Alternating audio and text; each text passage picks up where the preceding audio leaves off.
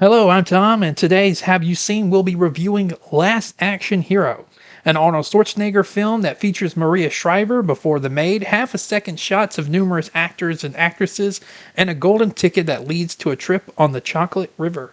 I get the Chamber of Commerce doing cartwheels in my cocoa factory. This is by far the most underrated Arnie movie probably ever. It is as much of a love letter to action movies as it is a satire. You'll probably be finding yourself pointing out all the references in this movie as much as you are watching and enjoying it. And this movie, when reviewing it and looking into the history behind the camera, is a movie that solely failed because of the studio. It has its issues with continuity, with cars being at different lengths when swapping back and forth, guns being held in place by wires and cars as well, and helicopters having rotating guns. But it's not the movie's fault. It is solely Sony Pictures' fault. So for the next couple of minutes, I will be spending this time talking about the director, the writers, and of course Sony's involvement in the film, and their boneheaded decision that caused this film to flop. And then before ending the video, I'll give a brief mention of why you should watch this movie, if you haven't. Right off the bat, we have to mention the director. One of Sony's best decisions is John McIntyre. For the ones of you who know Mr. McIntyre, you have phenomenal taste in movies. For everyone else, shame on you. Long before his wiretapping and sentencing for a year in prison in order to protect his movie. Time to play rollerball! Really? He went to jail for wiretapping to protect that movie. Before all of that, John McIntyre was one of the best action and thriller movie directors. He had Predator under his belt, Die Hard, The Hunt for the Red October, and another Die Hard with Die Hard with a Vengeance. And after that, it kind of went downhill with The 13th Warrior, Rollerball, and Basic. But at this point in his career, in the year of 1993, he was at the top of his game. And when he was making this movie, he surrounded himself with a group of guys that he worked with before. So this movie shouldn't have screwed up or failed financially. But there were certain things that were out of his hand. Some of the other names attached to this project are Shane Black, Zach Penn, and David Arnott, Adam Leff, and Michael Kamen. Michael Kamen is the only non-writer out of those guys. He was the composer for the film. So let's stick with Michael Kamen for a minute and mention his resume. Michael Kamen has some very beautiful music, but a lot of his music is also just background music.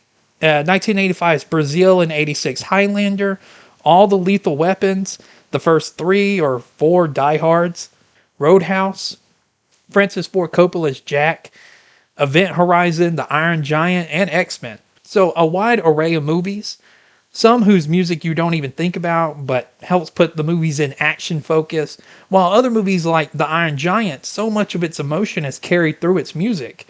So he's a highly talented guy whose resume speaks that he is your go-to action movie composer. I mean, how else do you land Die Hard, Lethal Weapon, and Roadhouse? And the music in this film is great too. I mean, most of it's just background music that puts you in the mood. It's good, but it's not memorable. But if you notice, I didn't mention Kamen after about 2002. And that's because he passed away in 2003. And some of the last projects he worked on were Band of Brothers and Kevin Costner's Open Range. Now on to the writers. The writers for this movie are Shane Black and David Arnott, with Zach Penn and Adam Leff given story by credits. Zach Penn and Adam Leff, based on the credits, could have either been the original creators of the story or plot, the original screenwriters, or worked on the script for a number of pages during their rewrite, since that's what story by means. But based on their resumes at the time, I'm leaning towards that they either created or wrote the first screenplay before Shane Black and David Arnott came in and rewrote the movie. This is also reaffirmed with a simple Google check. But Adam Leff's career is a very short one. He has 3 writer's credits to his name. Those films are Last Action Hero, PCU, which is the only movie that is given the credit of written by instead of story by or story, and Biodome with Pauly Shore. Zach Penn, on the other hand, has become a wildly talented screenplay writer, mainly teaming up with other writers, giving the impression that he may not be that good at screenwriting, more of a big picture kind of guy. But the movies he's worked on after Last Action Hero outside of the one more team up with Adam Leff on PCU, were 4 movies where he wasn't given any credit, and that's Men in Black, Ants, Charlie's Angels, and Reign of Fire. Now, he did have a few movies in between where he is given writer's credit, like Inspector Gadget and Behind Enemy Lines. After Reign of Fire, you would say he jump-started his career with credits on X-Men 2, Elektra, X-Men Last Stand, The Incredible Hulk, the one with Edward Norton, The Avengers, where he was given a co-story, while Whedon retains writer's credit, and his most recent credits being Ready Player One and Free Guy. Now, coming over to our 2 main writers, Shane Black and David Arnott. David Arnott has writer's credits, but isn't a writer. David Arnott began his career as a writer way back in 1990 on The Adventures of Ford Fairlane. This was then followed by Last Action Hero and nothing. Absolutely nothing. He would follow his writer's credits with a string of movies and TV shows as Mr. Nothing Burger. His most used talent is loop acting. Loop acting is where you create background noise for certain scenes in movies or TV shows. The sound of people chit-chatting while they eat, and main characters are the only ones you actually hear. They also provide sounds of cheering or jeering and other noises during moments of sports and so forth. This isn't like audience participation when you're watching something like Frasier or Friends. This is more like the sound of plates and in the background of movies. But that is his career. I mean, I guess the highlight of his career is he did do a movie with Jerry Ryan. I met this terrific girl. He's got everything he ever dreamed of. We made love tonight.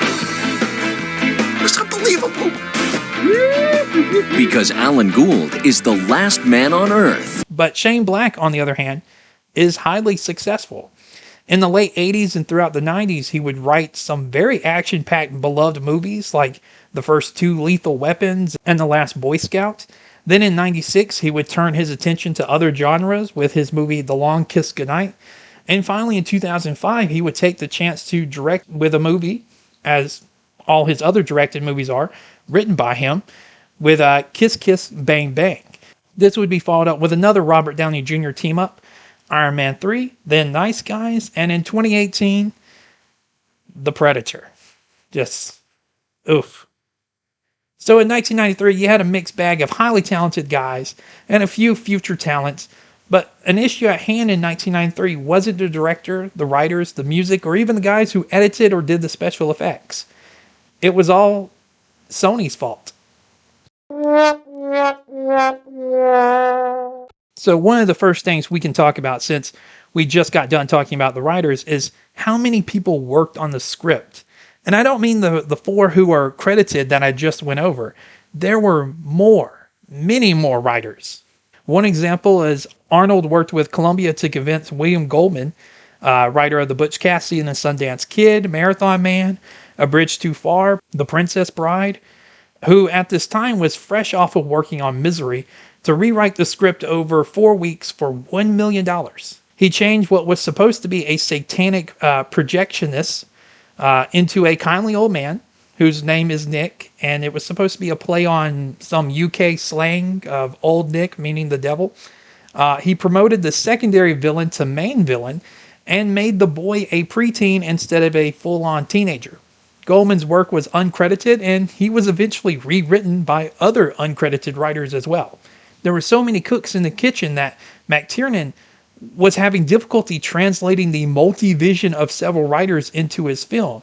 And some of that can be blamed on him, or even Arnold, but by the end it came back to Sony's fault. Some at Sony wanted a PG-13, others R, some even wanted the film to reel itself down to PG. And by the time that it was said and done, it had lost a lot of what it was supposed to be. As described by the original writers, it was supposed to be a love letter to action movies with Arnold Schwarzenegger, who they always had in mind for the main role. But it was supposed to be, according to the original writers, Wizard of Oz with Arnold Schwarzenegger escorting Dorothy. Damn, now I kind of want to see that. I bet that would be a great movie.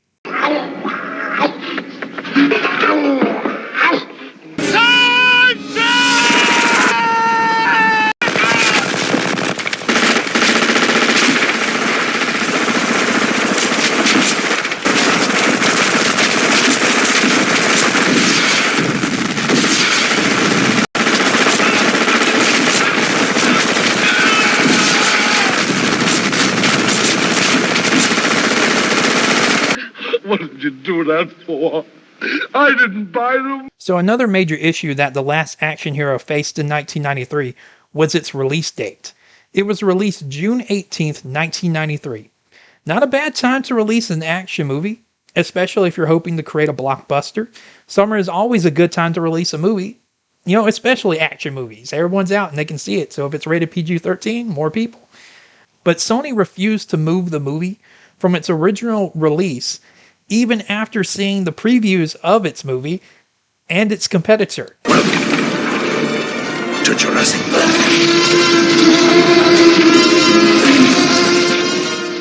Last Action Hero was absolutely swamped from the get-go. It had no chance of surviving the box office once word of mouth about Jurassic Park began to spread. I mean, to translate how big Jurassic Park was, typically a lot of movies nowadays are out of theaters within 7 to 8 weeks after release. That's when it starts to go digital and all that. In the 80s and 90s, it was 15 weeks. Jurassic Park was such a success, it ran for 21 uninterrupted weeks, and then returned in late 1994 for another 6 weeks, racking up, at this time without inflation added in, over $900 million. Other Arnold Schwarzenegger and John McTiernan movies like Predator or Die Hard ran also for 15 weeks and made a fraction of what Jurassic Park made. This movie performed so underwhelming that Sony ripped it out of theaters 3 weeks into its run. They basically allowed it to make back most of its production budget, and that's it. They actually ate a $26 million loss once you equal in all the advertising they spent on it. So Sony refused to move the movie to July, which would have allowed it to flourish a little more. Its biggest competitors would have been The Firm and Poetic Justice. Other issues with the movie were editing and filming. The filming for the movie was ongoing up until the week of release, going hand in hand with even today's box office duds that have multiple reshoots.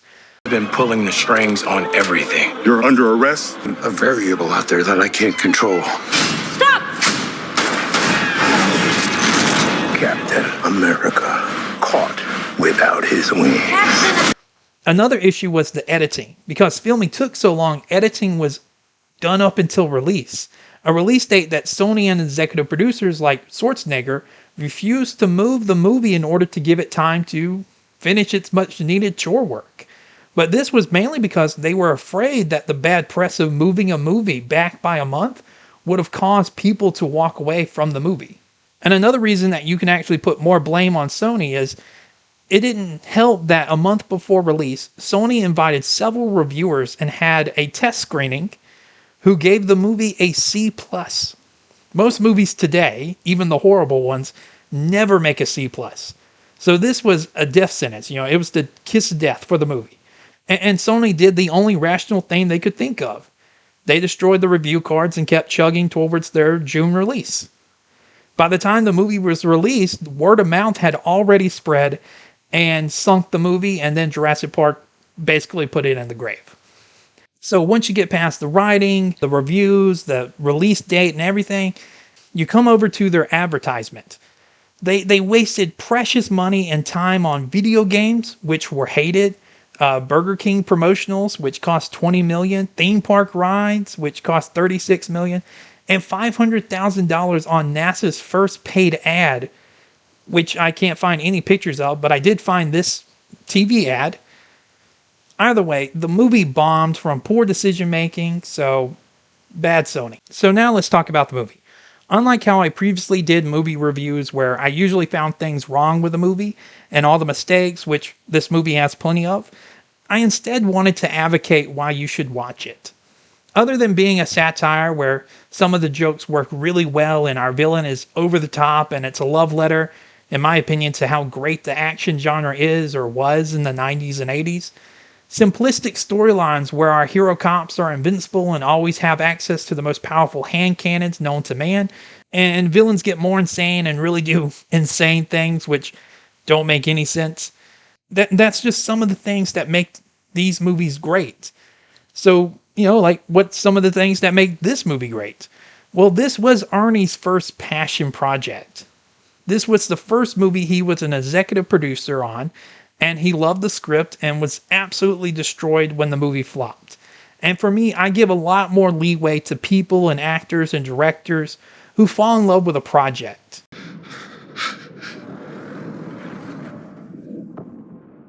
Go. Now, from visionary writer and director Francis Ford Coppola.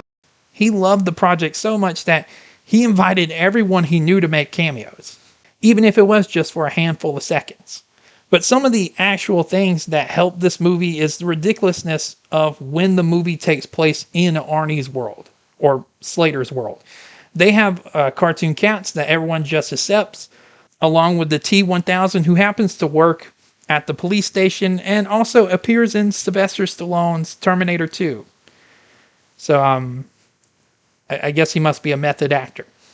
But the movie has plenty of moments that remind you that our main character is in another movie that is meant to be a ridiculous action movie, like the chicken scene, which they have 3 times, where our young protagonist barrels towards a car before realizing that he is the comedic sidekick. That means he won't die, but he'll be injured and laid up in a body cast, or he'll do what he did in this movie and shamelessly mimic E.T.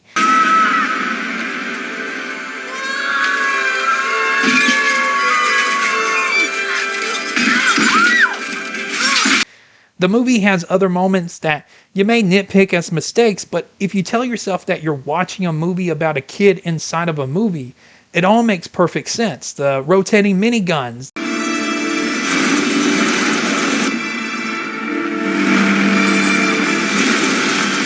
the poor Arnold Schwarzenegger stunt double, the cars randomly ripping the wheel while Arnie drives straight, the magically changing shirt, wires on gun barrels and cars.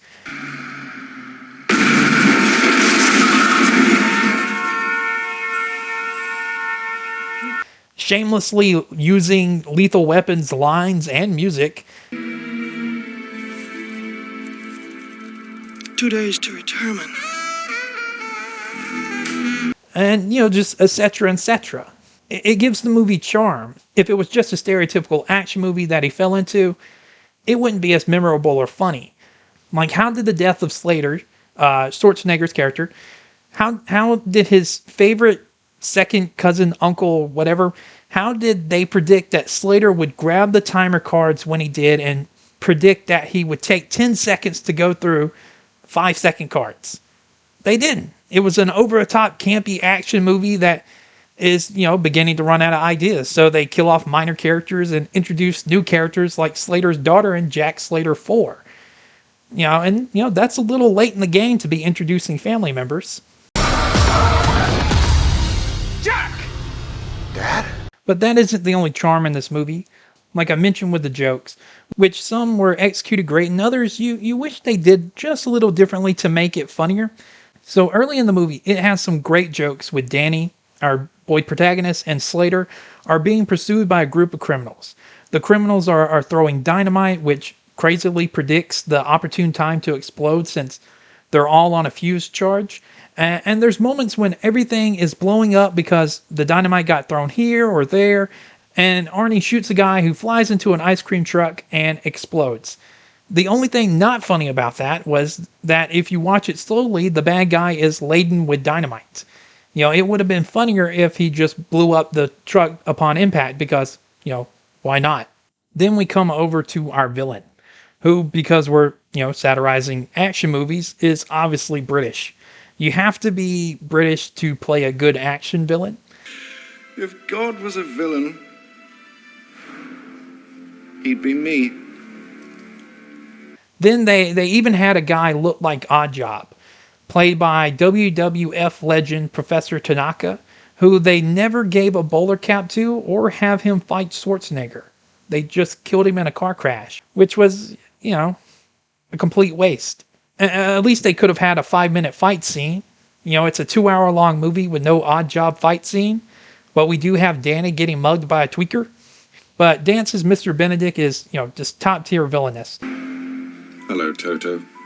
He leaves behind bombs that don't kill anyone, but do have huge explosions. He's an expert shot and a villain for the dramatic. So everything you want in a good villain made for an over-the-top action film. Miss you, Jack.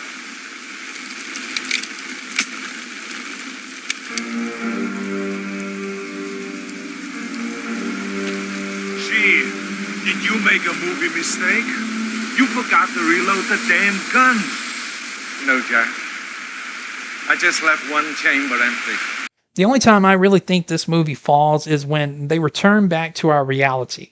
It has moments where Slater finds out he can't do what he could do in the movie. He runs across tops of cars, leading to him falling. He punches windows, which hurt. He gets injured in a car crash after playing chicken. And eventually he's mortally wounded by Benedict before finally being able to return to his reality and survives his wounds. The only two times it lets me down both have to deal with these final moments in, the final act. Near the end of the movie, before he gets shot, Slater has to go to the rooftop to face off against the villain from Slater 3. And he knocks down the rooftop door. And I understand the dramatic moment. But this is supposed to be the real world.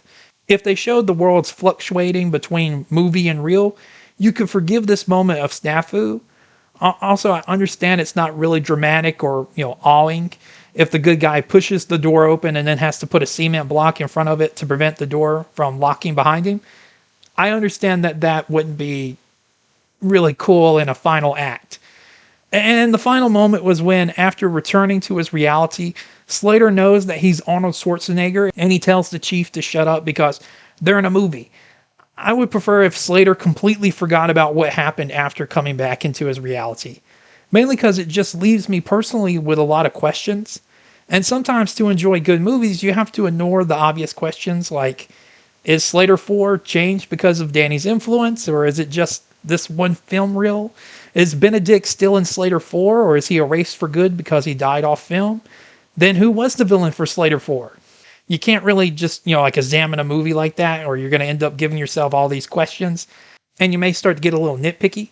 Also, I could have sworn that this movie had Arnold Schwarzenegger return to his reality to give birth, but I think my brain combined Junior and The Last Action Hero into one movie, which is another movie that I kind of really want to watch now too. So yeah, just ignore the little mistakes and enjoy a movie that was made for action carnivores who have a sense of humor for the genre that they love.